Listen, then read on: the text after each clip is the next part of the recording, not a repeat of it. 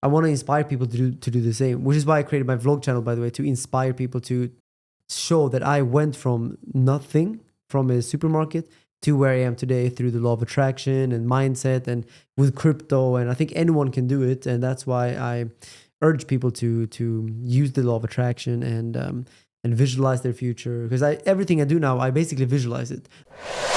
Hey guys, welcome back to the show. Today I'm here with a guest who needs no introduction. Carl, how are you doing today, man? Very, very well. And you? I'm doing great. We were discussing it off camera. It's been almost a year since we've done our first podcast, and we've done it in the old studio, if you remember. Yeah. That was a good episode. Yeah, I don't remember what Bitcoin price was at, but I'm sure it was much lower. It must have been 30K or 35 maybe. Something in that region indeed. If today was your first day in crypto, what would you do? If it was my first day in crypto, with no money or maybe like a small and no amount. connections. And no connection. Okay, yeah. so like I came from the street, I go into crypto. Yeah. Okay. In the trenches. In the trenches. And I have no money. In that case, I would immediately try to get a job in crypto. I would try to work for, let's say, the Moon Group, or I would work for anyone in crypto, like an exchange or something, to get into the crypto industry and ask to get my salary paid in crypto. And then I would put all of that crypto into, obviously, Bitcoin, Ethereum, Dogecoin, and other tokens that I see are low in value compared to, let's say, Bitcoin. Because buying Bitcoin altcoins, it depends on the cycle. When the Bitcoin dominance is around 60%, obviously you want to buy altcoins. When the Bitcoin dominance then goes back down to 40%, you want to switch those altcoins back into Bitcoin. So yeah, that depends on the market. And what else would I do? And then I would just keep accumulating crypto as much as I can. And I would, I love making videos. So I would also start making YouTube videos about Bitcoin. That's actually what I did, right? So that's my blueprint. And it's a great way to make money because you can monetize attention. So if you have attention, that's what we're doing with the live streams as well. Like we're getting thousands of people watching every day. And that's monetizable. You can have sponsors and affiliate links and some stuff like this. So I will do that as well. And I think if I came from the street and I came up, I would be able to build very fast in crypto because I love it so much. And I've done it before, but I that's why I know it will work. And it would work for anyone. They just needed the dedication, you know? Exactly. Such a good point. Guys, I hope you're taking notes here because you said so many good things. Because one of the issues I've seen, at least in my comments or when we do the show, the people have this perception, I go into crypto tomorrow and next week I'm a millionaire. Your timeline has to be long, right? Because I don't think you can, with no experience, no expertise, no capital, just go into a random meme coin and make a lot of millions. Yeah, it's like, it's a casino, basically, meme coins. And yeah, you will see those success stories, but you don't see those bad stories of people losing their money. So sure, you get like maybe 10 guys that say they made millions from meme coins, and maybe they are true, those stories, but you don't hear about those 3,000 people that made literally zero and just got dumped on by their developers, you know? So I think, yes, you can make money with meme coins, but I think if you want to make money with meme coins now, like more slowly, but still make good money, I would just buy the big ones like Dogecoin, Shiba, Floki, because they will go up for sure if meme coins do well, but they will not have that huge dump. Although, obviously, over 12 months, I don't think you should hold any meme coin, consider even taking Dogecoin and these into effect, because in the bear market, they will get a massive correction. So I think for me, when I buy Dogecoin and these things, I would say at least 80% of all I put into Dogecoin is just to accumulate more Bitcoin when the Bitcoin dominance crashes down to 40%. Super well said. I mean, you can do the Da Vinci little old lady strategy when you double, sell half, right? So that at that point, whatever you invested, yes, free. And then you put it into Bitcoin. I think that's very good. So accumulate more Bitcoin. That's always my goal with altcoins. Yeah, it makes a lot of sense. And speaking about the market, I mean, how is your feeling? Where do you think we are in the market? Because some people are commenting on the live stream, which we're going to talk about, and they're saying, it's too late. Bitcoin has stopped already. As long as Bitcoin is below $1 million, it's not too late. Just keep buying Bitcoin. We have seen nothing yet. Like you said in the beginning, I want to connect to your first point, which was, if you want to go into crypto and you don't have no capital, usually it's either or. There is people, they have a lot of time and they don't have money, or there is people, they have a lot of money and they don't have time. So it's one or another. And if you are someone in the latter, for example, what you could do, you could find a job and get paid in Bitcoin and then use those money to buy whatever you want to do. So again, having a long time frame, like talking about the show, we started a year ago, well before the market picked up, right? So you have to warm up your product. You know, I had to learn so many skills. I'm still learning every day because I've never done this before. So you want to make sure you want to get to a point where when the market is hot, you already have a plan. You are planted in. Probably better, I don't know if you agree, to use the bear market to build, to learn, to master your skills. And then when the market goes skadoosh and there's a lot of money, well, you already have a set of skill set and you know what you're doing. So preparing basically prior the run, right? Yeah, preparation is very important. So for example, how I prepared for this cycle was I've been holding like 90% of my crypto in Bitcoin for the past like 3 years through the bear market. And even up until now, it's been almost only Bitcoin. And now I'm converting some of the Bitcoin into altcoins because now is the time to do so. But I didn't do it prematurely. So, you know, when Bitcoin went from like 16K up to 70K now, altcoins didn't do anything, right? And even when it went from 70K up to 100K, altcoins did almost nothing. But my net worth like 5x or something because of Bitcoin. So in a bear market, you need to hold Bitcoin because when it starts running, usually Bitcoin leaves everything behind. But then there's a season for altcoins, and that's coming now. And then you play that. So basically you play cycles, and true wealth, in my opinion, comes from playing cycles, not chasing the next meme coin, you know, like, no, you're playing, cycles. And cycles go in crypto. You have 4-year cycles, and then you have smaller cycles within those cycles.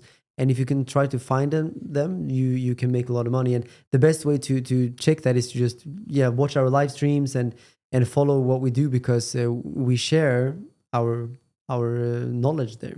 Yeah, exactly. I call it a Christmas tree. You know, everything starts from the start, which is Bitcoin, and then it folds under layer one, smaller caps. And like you said, there is a rotation there. So as long as you know what's happening, you can rotate your capital into projects they know they'll pump. Like XRP has gone crazy, Cardano is going crazy. I've seen Chainlink is moving and money flying into it because I think they made profit in Bitcoin and they want to rotate them into it. So I think we will see a beautiful 12 months ahead. I don't think also is the top of the market, not even remotely near. I think we'll see a beautiful move again, a parabolic coming in 2025. What are the chances we are in a super cycle though? Because the ETFs now are changing the game entirely. So they are allowing businesses to purchase Exactly. Bitcoin. So I think one of the biggest reasons why Bitcoin will go to $1 million soon is because of the ETF. I know, right? The ETF. The ETF, because it makes it easy for people to buy Bitcoin, because previously it was very hard to buy Bitcoin for mainstream people, or at least psychologically or mentally for them, it was a tough thing to do. But now it's just as easy to buy Bitcoin as it is easy to buy a Facebook stock. So the liquidity that is available for Bitcoin now is much bigger, and I think that's going to drive the price up enormously. So the demand and the buying power is much bigger now, and we're going to feel that soon. I agree. I've spoken to Joanna Kotar, which is a German parliamentary this morning. We had a beautiful podcast. And she said, I'm super bullish about Trump. But what's interesting is Cynthia Lummis is going to a senator. She wants to buy 1 million Bitcoin in 5 years as a strategic reserves. Now, if that happens, oh boy. So you'll see Europe, Asia, you'll see other countries saying, wait, maybe we should put like a little amount just in case. And Trump the other day came out and he said, maybe we should pay the 35 trillion debt with Bitcoin. But the fact that we have a president, which is going to take charge in less than 50 days, super pro crypto. Gary Gensler is gone. He appointed someone who has crypto. His VC has $250,000 in Bitcoin. Like, these things have to impact the market, right? So maybe this is the chance for the super cycle. I think so. I think the super cycle is coming, and it's going to make a lot of people a lot of money. And it's a wealth transfer from the mainstream world into crypto. And all of us here, we will basically take all that money. And I think that's perfectly fair. We're taking risks, so we deserve to make money from that. Yeah, I think people that are in crypto now, they deserve to become very wealthy, and they will be. I agree. And that's why you have to watch the Moon Show, right? Which happens every day now with the weekends with Crypto Kid. You want to make sure to subscribe. I'll link in the comments down below, of course. And where the idea came from and how have you gone from your channel, which is extremely successful, to say, I want a live show every day, I want to talk about the market, do some TA? Where the whole thing started? The initial idea to have a live stream came very far back, maybe like 2-3 years ago in the bull market, but then we just didn't find like a proper host to host a live stream. But eventually, I mean, we run into each other, right? And I mean, we knew each other even from before, but we have so many common friends, and one thing just led to another, and we eventually realized that you have the technical knowledge to build this, and also you had the desire to try to be a host, and one became this live stream that we started to call the Moon Show. Yeah, it's amazing. There were so many viewers every day, and people love it, and I love the stream. I love doing the stream as well. It's like a fun thing. Yeah, so do I. And I told you multiple times, I'm extremely grateful for the opportunity you gave me, because after all, I've never done this before. I've never experienced, and you decided to gamble on me, which I will be forever grateful. Also, working with you is incredible. I've learned a ton. I can even call patterns now just because of you. You know, every day doing something, you become an expert. I think if there is a chance, if we can help someone in free themselves or in learning or in doing anything, which is breaking the rat race. I agree. It's a very fun thing. I try to make it every single day to the show, and it's a blast.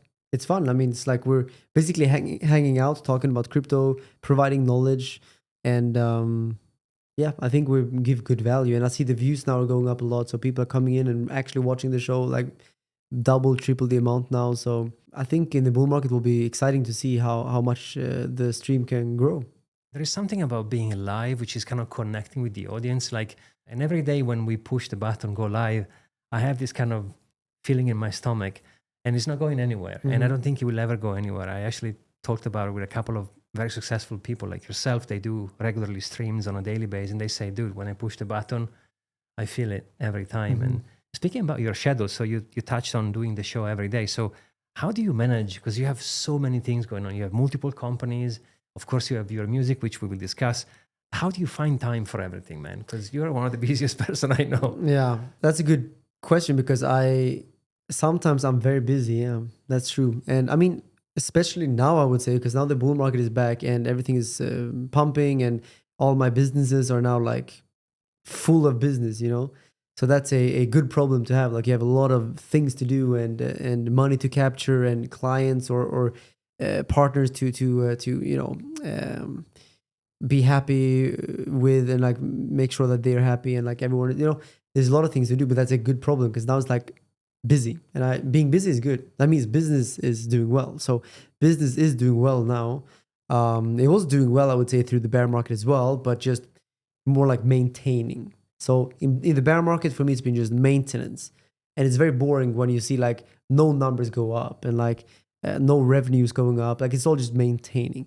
But the good thing with maintaining and not dying, which most companies actually die in the bear market, they disappear, is that when you maintain and survive, you can reap so many rewards in the bull market. So usually the people that are through a full bear cycle and go into the bull market, they make the like hundreds of millions or billions. Like, that's the companies that make the most money, because they have all the frameworks ready. Most companies jump in the bull market, or most investors. And I mean, it's quite obvious. Like, if you take $10,000 and you buy Bitcoin at $500,000 and buy Dogecoin at like $30, and then it breaks down, and like, if you go in with your fresh money in the bull market, of course you have to wait until the next bull market to actually make that money, you know. But staying the whole bear market, buying and building and having business and everything, all the frameworks set up in the bull market, like, you're just like, everything just starts going crazy. And I've been through 2 of those now, basically. So the last one, that's when I made my first big money. Then I lost a lot of it, of course, in the bear market, like all of us. But I still was way richer in the bear market than I was in that previous bear market. So that's great. And then now this bear market, I've just been accumulating, buying, and doing all I can. And now we're seeing the bull market, so I can now reap all those rewards. But we're nowhere yet where we're going to be. You know, like, Bitcoin will go to like probably, I mean, I'm wishing for 500,000 in 2025. That's what I think can easily happen. Minimum 250, 300. and altcoins will explode. Ethereum could go 20K. Like if these things happen, then the money we will make will be absolutely astronomical, you know, and my businesses will flourish. And I'm happy to share my strategies and help people to also. I want to inspire people to do the same, which is why I created my vlog channel, by the way, to inspire people to show that I went from nothing, from a supermarket, to where I am today through the law of attraction and mindset and with crypto. And I think anyone can do it. And that's why I urge people to use the law of attraction and visualize their future. Because everything I do now, I basically visualize it. Not detailed, but like the lifestyle. Being able to buy Christian Louboutin shoes all the time, flying private jets and buying cool cars, you know, like I just now, I'm going to order a Koenigsegg this week. These kind of things, that's what I visualized, you know, and now it's my reality. And it goes to show that the law of attraction and the universe is very powerful if you allow it to help you. So coming out and doing the vlog to inspire people is such a great thing. The live show, again, part of your busy schedule, the videos that you produce on your channel anyway. And now we have the music, which I want to so talk about, because first thing I would like to ask is, where do you find inspiration for those beautiful songs? So you've done quite a few already now. Yeah, so when I was young, when I was younger than 20, I actually made some songs. I wrote those songs and I uploaded them on Spotify. And the inspiration, I think, just comes from the moment. Like almost every day, I sit down and I just pick up the guitar and I just let things happen. Like I don't plan it. You can't plan things with music, not the creative process at least. The business side, yes. Music is too creative and business. Business, that's something else. But creative side, you can't plan it or force it. It has to happen naturally. And so I sit down every day with the guitar, sometimes only 5 minutes, sometimes 2 hours, and I just let the creativity flow. And sometimes nothing comes and I'm okay, whatever, I just go back to doing something else. But sometimes I'm like, wow, that sounds good. And then I'm like, maybe these chords, and then I try some melodies and I find something like, wow, that's amazing. And then I just keep working on that, you know. And then eventually, you know, I make a song happen. And that's like the most beautiful thing. I'm a very creative person, you know. Most people think of me as this analytical business guy, which I am partly. But the true part of me before I became this person was truly creative, making music, writing songs. Even like when I was a kid, I was painting a lot, like making a lot of, you know, paintings basically. And yeah, that's what I love. So the inspiration comes from the moment. And sometimes it also happens that maybe I listen to a song where I hear something and I'm like, oh, that was an interesting chord. Maybe if I do something like that, and then I like change it up and I make it my own thing, and then I make a song. That's also a good way to get the inspiration from like a piece of something, and then you make something out of it. I don't know if I ever told you, but there was a point in my life where I had a band when I was much younger, and we used to play Metallica songs and all that kind of stuff. I was on the guitar. It was allowing me to distress. And that could be many things. Some people, they do sports, they go to the gym. Other people, like, I don't do gym, as you can see from my body. I don't go to the gym. Maybe I should, but I like to do other stuff. I like to run. I like to also paint. My mom, she's a painter. My grandfather was a painter. So art is in the family. And I think what you do also on the charts and the way how you build yourself as a brand, that requires a huge amount of creativity. I'm writing an album right now because I want to make my like debut album. And it's songs all written by me. And I know that some people will think, oh, Carl, you're so rich now, you'll just buy songs and buy songwriters. No, I will not buy a single song. That goes against what I think artistry is about. So I'm writing everything myself, and I will do the music business side myself as well, because I am a businessman. So I'll just apply my business knowledge on music, because music is truly two separate things. It's creative side and then the business side. And you need both to make it happen, you know? And the business side is basically like how to market your music, how to get out there, how to form relationships, how to, you know, it's a company basically. Like you have to treat music as a company, because most musicians, they think that the music business side is, oh, it's not the creative process. I just want to write songs and I want to be free, creative soul, blah, blah, blah. Like, it's kumbaya, you know? Yeah, sure. But who's going to listen to your music? You're going to sit in your little room there and no one is going to hear you. Like, it doesn't work like that. Music is a business. And I will admit I have zero knowledge in music business, but I do have I have business knowledge from the crypto business, and I think a lot of that can be applied in music. So that's the good thing with me. I have the creative side and the business side, which means that I think I can put them together and fulfill my dream of, like, making music and letting people hear it. I want millions of people to listen to my music and enjoy my music, and I want to have concerts in, like, big stadiums, and like hear people sing back my songs. Right now I have like 1,000 followers on Spotify, so no one is listening to my music, but I'm gonna change that. I'll make sure that there's more people listening, and it's because I love spreading music. I remember back in the days when I released my songs, when I saw like just 1,000 views on one of my songs, I was so happy. Like every little view, every little like, everything, means a lot. And for me, music means way more than my actually crypto side or crypto video side. So for example, now I'm used to getting, like, I get 100,000 views on a crypto video, but if I get 5,000 views on a music video, that makes me infinitely more happier, actually, because it's like, it's something that's from my soul rather than like the crypto side, which is more like, yeah, just how to make money, which is nice.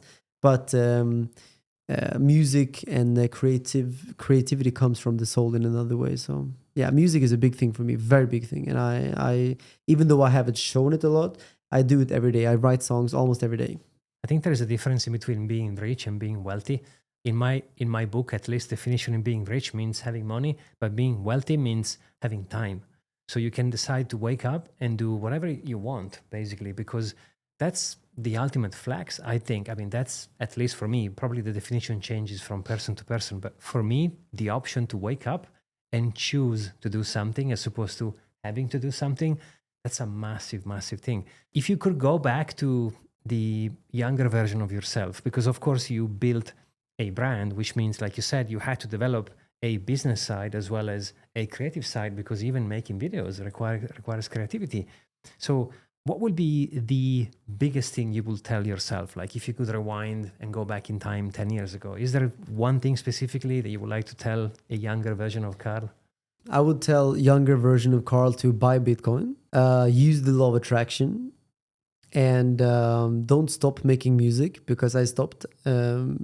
And I should not have done that. I should have just kept going. And even though I couldn't maybe become big back then, or like make big like impact, at least keep writing songs all the day. I actually kind of gave up one time, and I went into crypto instead, because that made me money. Because in music I made zero money. It was impossible to make money.